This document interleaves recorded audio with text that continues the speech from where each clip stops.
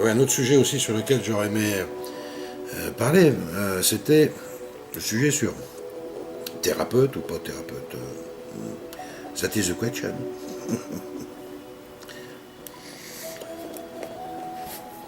Pourquoi je pose cette question-là? Je me pose cette question parce que je constate qu'il y a beaucoup d'entre nous, dès qu'ils sont un peu sur le chemin spirituel, entre guillemets, parce qu'à la fin ça me fatigue même de parler de ça, en tant que chemin spirituel, je préfère rencontre.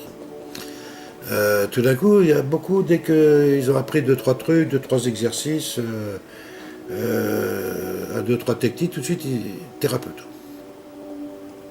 Ils veulent guérir les autres. Ben, c'est bon. C'est génial de vouloir guérir les autres. Le peut-on?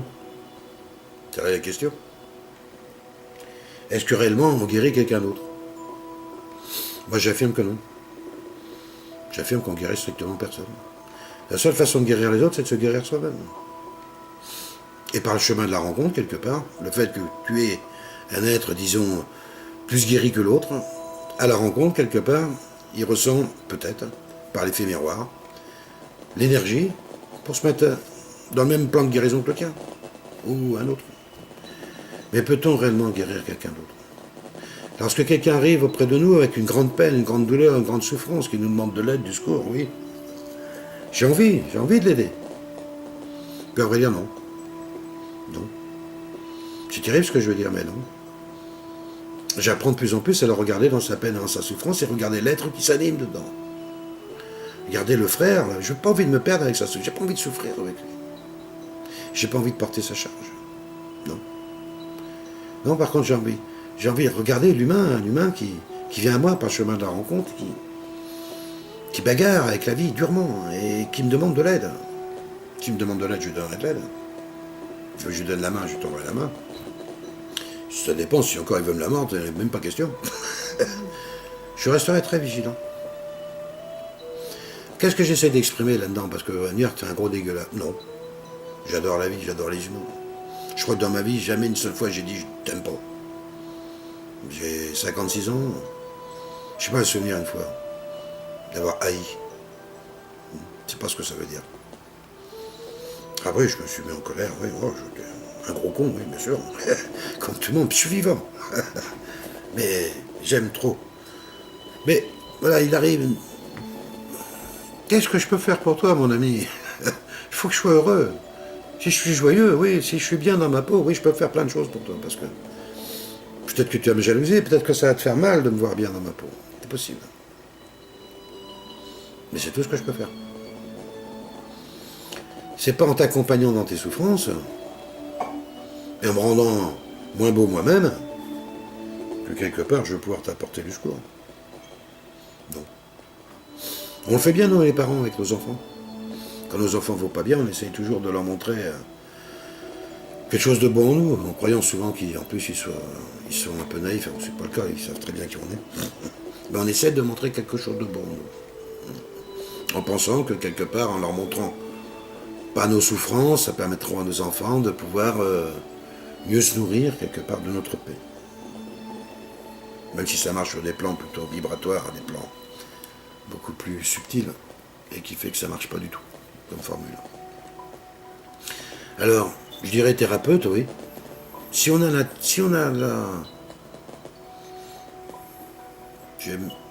Moi j'ai employé le mot, même si j'aime pas trop le mot, mais c'est ce qui me vient à l'esprit.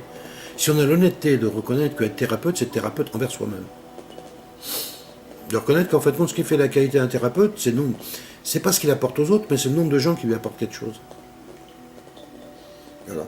Un bon thérapeute, c'est quelqu'un qui a plein de gens qui lui apportent leur misère. Ils sont nourris.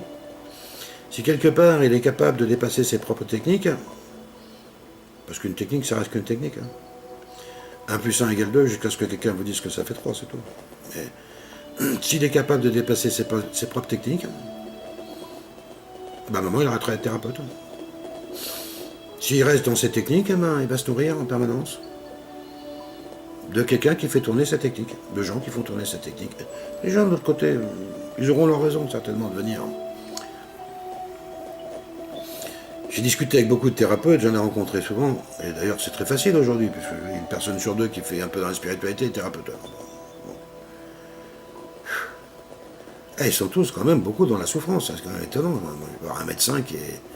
Si je veux me faire soigner par un médecin, j'attends au minimum que son exemple de vie, à lui, corresponde. Par exemple, moi j'ai un problème avec... je fume. Ouais, le pote, non, j'ai arrêté. Mais je fume des cigarettes, là, je me mets la cigarette électronique avec Loulou. Décidé... déjà fait. Va voir un médecin qui fume devant toi. Bon, il faut arrêter de fumer. Hein. Bon, je vais expliquer pourquoi il faut arrêter de fumer.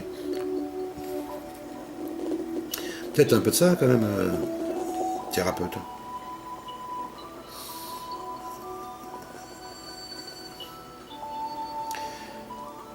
Restons dans le partage et dans la rencontre.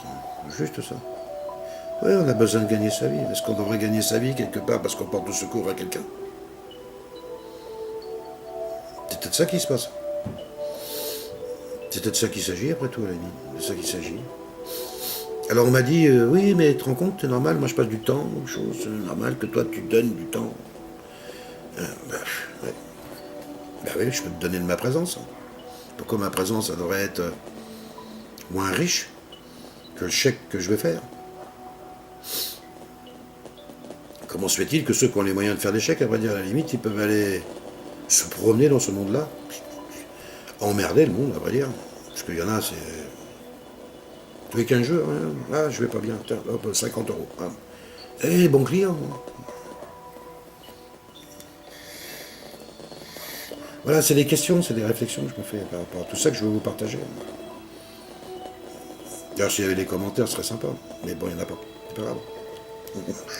Je l'ai fait moi-même.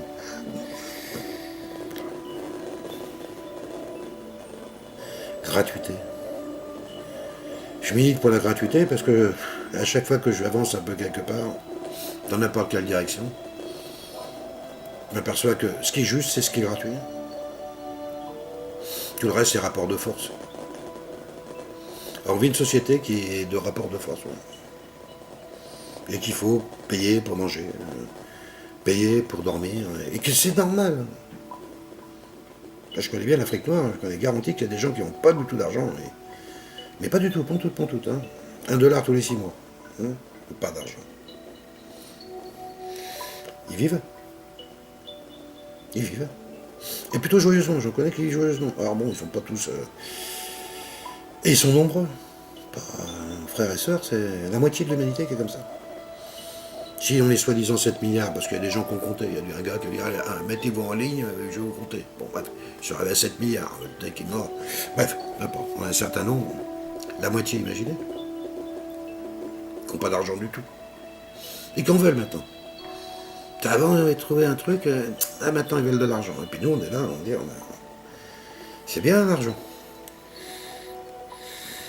Non. Non. Oui, c'est une énergie. Oui, d'accord.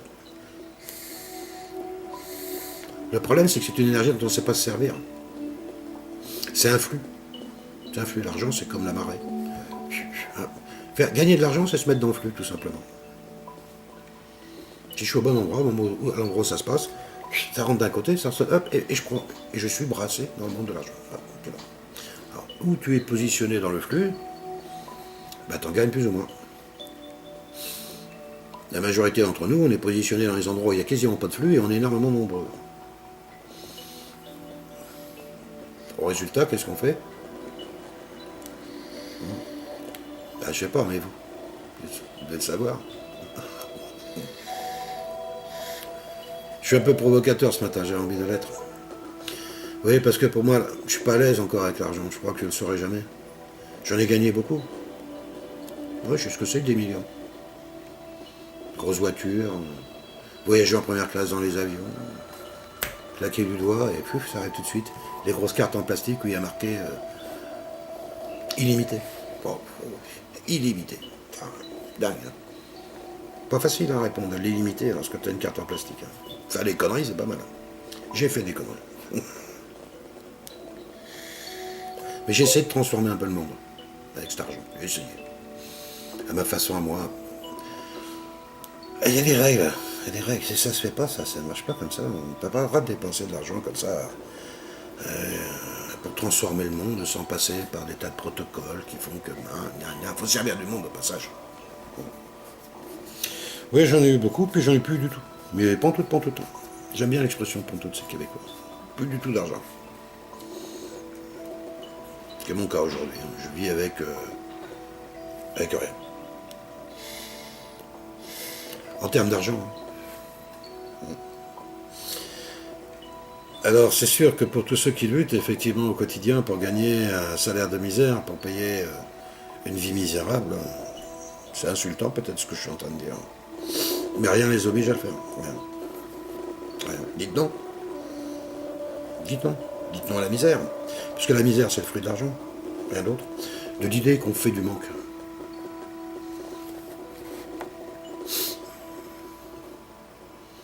Gratuité. Oui, thérapeute, soyez gratuit, faites du gratuit. De toute façon, Internet est devenu un monde gratuit. La moitié des hommes sur Terre travaillent gratuitement. Quand les gens travaillent pour 20 $ par mois, c'est un peu gratuit, non? Qui habitent dans les cabanes en tôle, à 12. Ah ben pour nous, par contre, la gratuité, c'est pas possible. Chez les autres, oui, là-bas à l'autre bout du monde, la moitié de nos frères et sœurs, dans le gratuit. Je parle pas de tous les bénévoles dans notre monde occidental. Je parle pas de nos enfants qui bossent à l'école en permanence jusqu'à 18, 20, 22 ans. C'est de l'activité gratuite, tout ça c'est de l'activité gratuite. L'essentiel de l'activité des hommes est gratuite. Puis tout d'un coup, il y a un petit mouvement, un petit cœur de notre activité qui n'est pas si intense que ça, qui représente peut-être 10% de notre vie. On y met tout, là, il faut payer, il faut régler, il faut s'y battre, il faut compter, il faut organiser. C'est ça l'argent.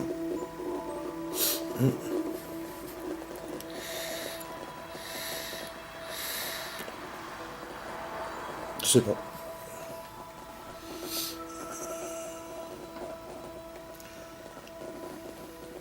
Moi aussi j'aimerais bien gagner des sous avec mon petit blog là. Ben oui. Et je vais en gagner. Mais la question que je me pose, c'est de savoir si je peux gagner un peu d'argent ou vraiment de l'argent. Est-ce que j'y vais dans ce monde de l'argent? Ou je le subis, ou je rentre dedans. Là, j'avoue que j'ai pas encore vraiment apporté de réponse.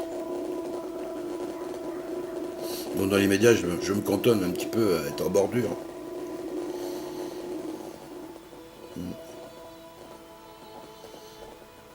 Gagner de l'argent ou faire de l'argent.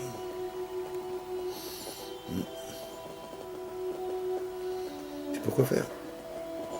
Et des fois, je me dis, oui, bon, monter une structure, un truc, on commence à compter en millions. Ouais, parce que quand vous allez voir votre banquier, que vous lui demandez 1000 $ ou 1 million de dollars, la demande est la même. Le dossier n'est pas tout à fait le même, mais bon, c'est pas beaucoup plus compliqué. D'ailleurs, pour vous demander gros, pour vous intéresser du monde, allez voir votre banquier, vous lui dites que vous avez un projet à 20 millions de dollars. C'est marrant, la fille, elle accueille. Ah, si, attends, je vous en prie, asseyez-vous, qui a fait. On va super bien vous recevoir. Demander un découvert de 500 €. Ah, j'aimerais bien. Oh là, oh, doucement, j'ai fait demander qu'un découvert. Bon, voilà.